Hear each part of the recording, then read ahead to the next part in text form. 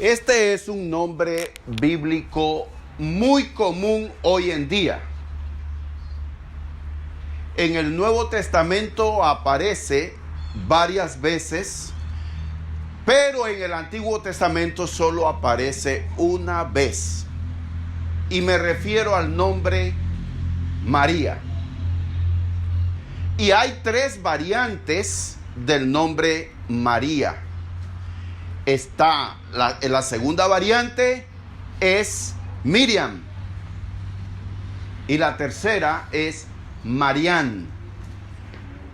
Todos estos nombres surgen de esta palabra que muchos creen que es de raíz egipcia. El nombre Miriam. Ese es el nombre de la hermana de Moisés. Y no hay un acuerdo entre los lingüistas sobre qué significa ese nombre. Si buscamos en el diccionario hay una lista grande de significados. Entre los más comunes aparece amargura, rebelde. Está entre los significados del nombre Miriam. Como les dije, la mayoría opina que es de origen egipcio. Y es muy interesante esta relación que hay entre la hermana de Moisés y la madre de Jesús. Por ejemplo, la hermana de Moisés, Miriam, lo rescató de la muerte de las parteras egipcias. Y no solo eso, ¿se acuerdan? Según la historia del nacimiento de Moisés, Miriam lo puso en esta canastilla, lo colocó en el río Nilo y estuvo vigilando y vio cómo el bebé Moisés fue rescatado de las aguas por la hija o una de las hijas del faraón. Y que por cierto, dice la Biblia, que ella, la hija del faraón, le puso Moisés, nombre egipcio, que significa rescatado de las aguas. Es interesante ver entonces cómo esta María o Miriam rescata al que luego llega a ser el Salvador de la nación de Israel, porque eso es lo que llegó a ser Moisés, ¿verdad? Dios lo utilizó para sacar de la esclavitud a los israelitas y constituirlos como nación, como pueblo, recibiendo las leyes de la nación a través de Moisés. Entonces, qué interesante es. Miriam rescata al que luego llega a ser el Salvador de ella. Y luego entonces tenemos a María, la madre de Jesús. Miren ustedes lo interesante, la relación que hay, y no es coincidencia. Esta mujer, María, por obra del Espíritu Santo, concibe y cuida y le da de comer al que es el proveedor de todas las necesidades nuestras, Jesús, el Hijo de Dios. Miren, María le da alimento mientras él es un bebé, lo amamanta, lo cuida, lo baña, lo protege, al que nos da protección, nos cuida y nos provee de todo, al Salvador del mundo. Qué interesante, ¿verdad? Y no debemos pasar por alto estos datos. En Lucas capítulo 1, en el versículo 31, El Evangelio dice: ahora vas a quedar encinta, tendrás un hijo y le pondrás por nombre Jesús. En el versículo 34 de Lucas capítulo 1 dice: María preguntó al ángel: ¿cómo podrá suceder esto si no vivo con ningún hombre? Miren, algo inesperado ocurre en la vida de esta joven, María. Ella no está casada y por obra del Espíritu Santo queda embarazada. Esto es algo que ella ni siquiera se le había ocurrido que sucediera. Es algo inesperado.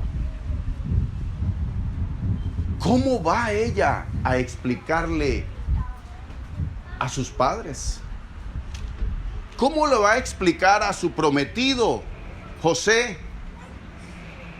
María es sorprendida por Dios con un hecho inesperado en su vida. Y ella tenía todo para perder. María podía perder entonces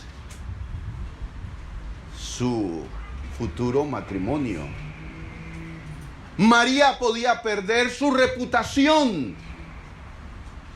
Y María podía perder su propia vida, porque la ley de Moisés era muy clara respecto a esta situación: estar embarazada sin casarse, sin estar casada. La ley de Moisés mandaba que fuesen apedreadas la fornicación y el adulterio. Pero entonces ella es tomada por sorpresa. Y esto nos plantea una pregunta, y hagamos una aplicación y aterricemos con el mensaje de Dios a nuestras vidas particulares. Dios nos toma por sorpresa muchas veces. Recuerden esto: nada de lo que ocurre en nuestras vidas toma a Dios por sorpresa. Él conoce todas las cosas. Él es omnisciente. Pero nosotros no lo somos. Y hay circunstancias y hay situaciones en nuestra vida que ocurren que a nosotros nos sorprende. ¿Y cuál es nuestra respuesta cuando somos sorprendidos por un evento inesperado en nuestras vidas? ¿Cómo respondió ella, María? Las Sagradas Escrituras nos indican cuál fue la respuesta. Lucas 1:38 dice así: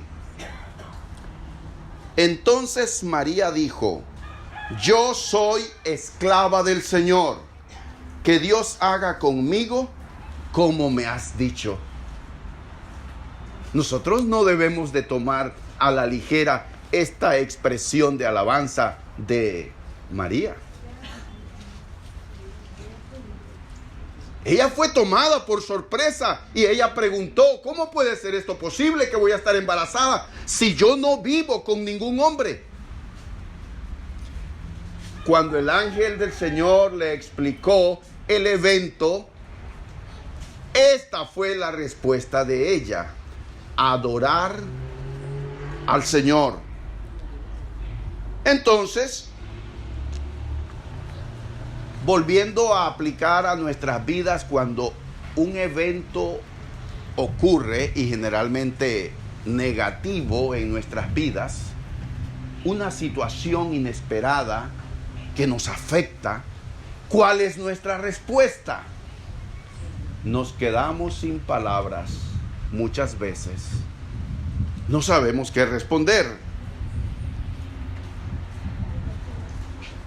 Sin embargo, la respuesta de ella fue agradecer, adorar a Dios. Y esto entonces nos plantea la pregunta: ¿agradecemos a Dios o nos asustamos?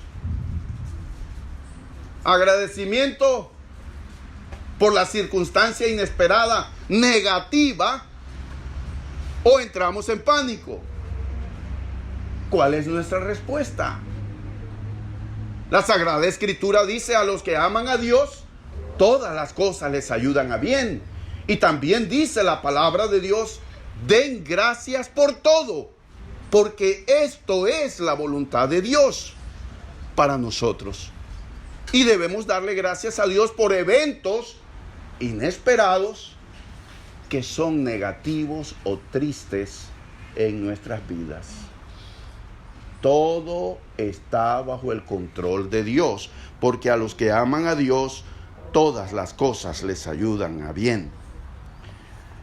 Y tenemos entonces la narración de Lucas capítulo 2, del versículo 1 al 7, que nos relata el autor que María y José tienen que viajar desde Galilea hasta la región de Judea para ir al pueblo de Belén, ya que había un decreto del emperador de hacer un censo nacional y todos tenían que ir a registrarse a sus pueblos de origen.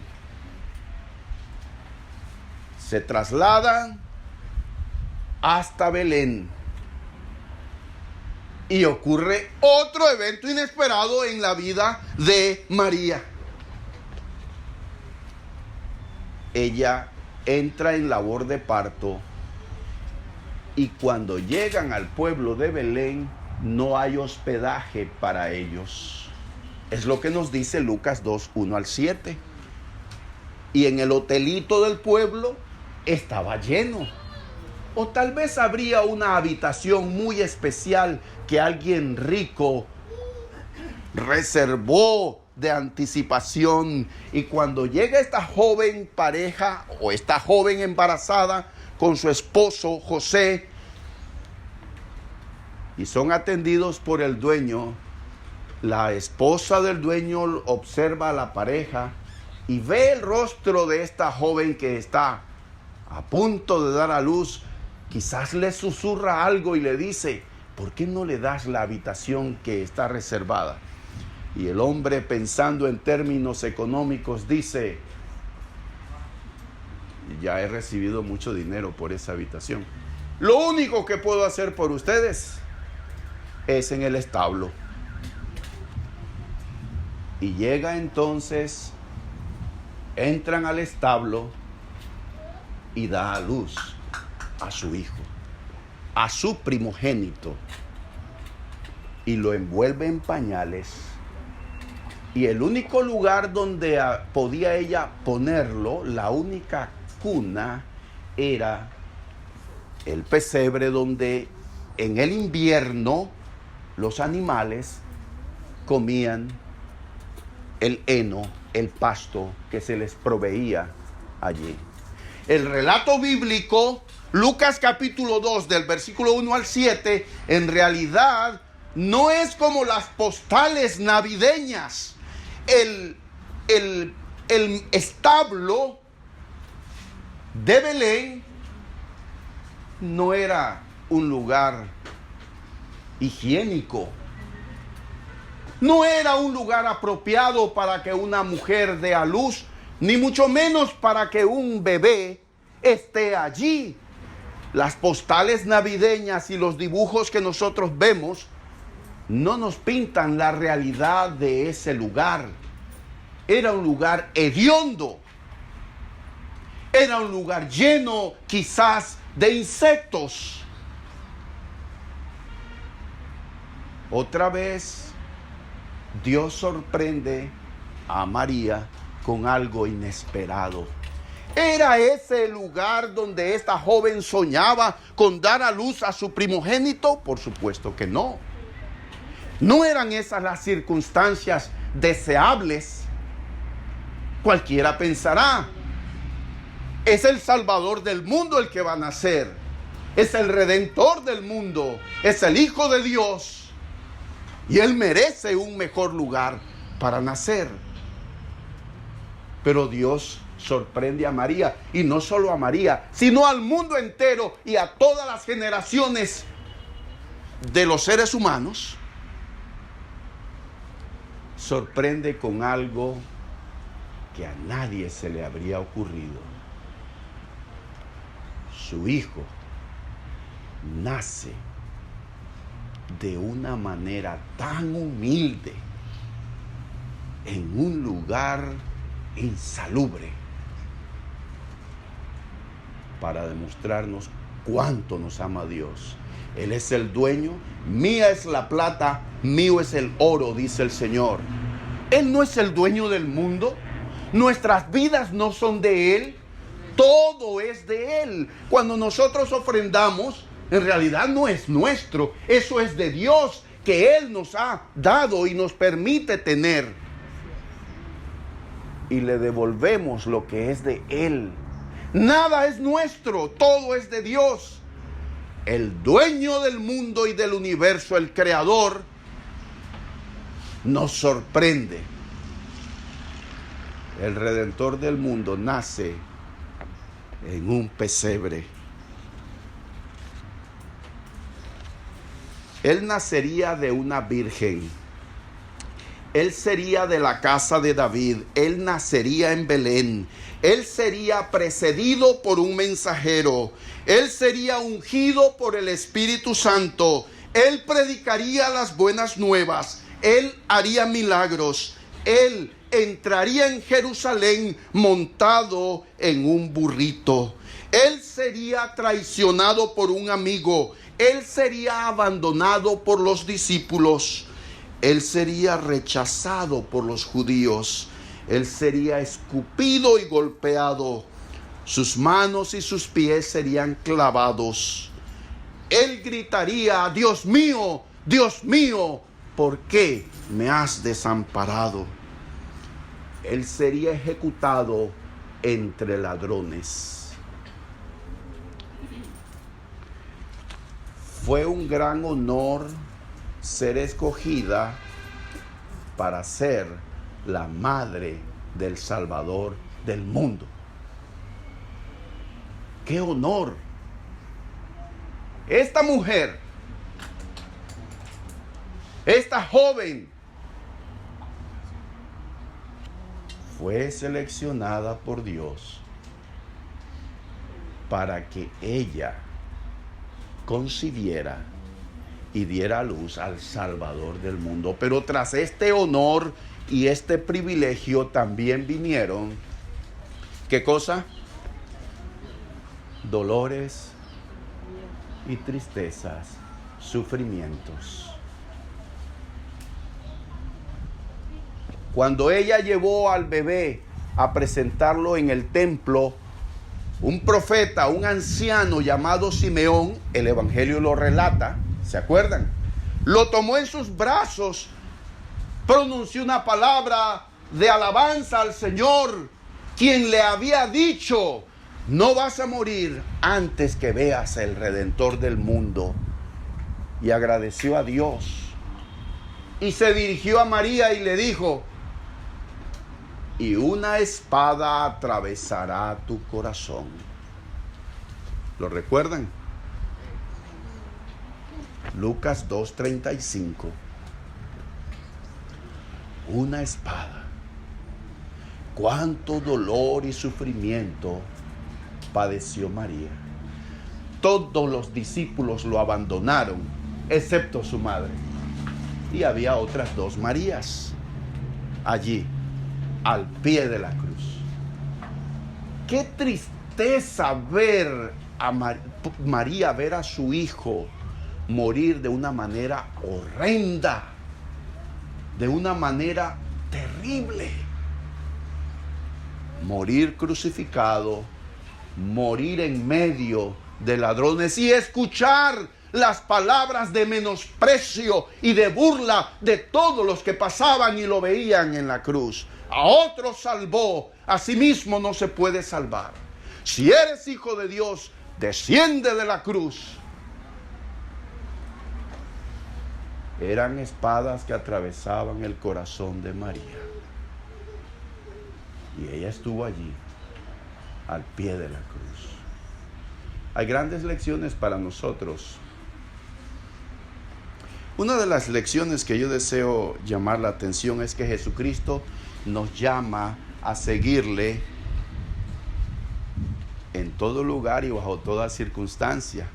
Él quiere que estemos con Él en el monte Getsemaní